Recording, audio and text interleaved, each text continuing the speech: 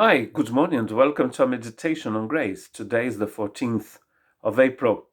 I would like to read in Proverbs chapter 4, verse 18.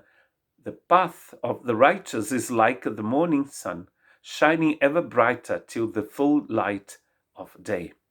Here in my village, the sun has just come out, and it is filling the beautiful scenery of light in the 64 department of France in the Basque country. Soon we'll be able, the sun, the sea, the mountains in Spain, the Pyrenees in France, the valleys here in the Basque country, and the flat land on the other side of the river Adour, everything will be filled with light. So the way we walk is like this light. When we started, there was just a little light, maybe, in our lives. But as we follow Jesus, as we walk with Jesus, our life is going to be completely filled with this light. And this meditation is on grace, wisdom, and words. So God is going to change completely our hearts. So we are going to speak like Jesus. John chapter 1 verse 9 says this: the true light that gives light to everyone was coming into the world. And then later on in the same chapter, John is going to say, but unfortunately not everyone accepted that light.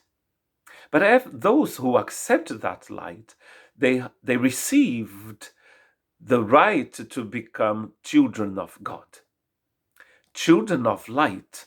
And Jesus in John chapter 8 verse 12 says this: when Jesus spoke again to the people, he said, I am the light of the world. Whoever follows me will never walk in darkness, but will have the light of life. Follow me. As we walk. And he's saying here, we'll never walk in darkness. We started talking about walking, and now he's talking about walking again. This chapter 8, verse 12, is part of a group of verses in the book of John, and John built his gospel around these texts. And in all these different texts, there are 7 of them, Jesus is going to say, I am. And in some of them, like in John 8 here in this chapter, and then chapter 10 as well, some religious people are going to collect stones to stone Jesus.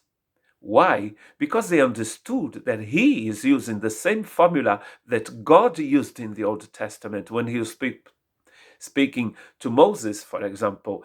And Moses wants to know God's name, and God says, well, I haven't got a name. I am who I am.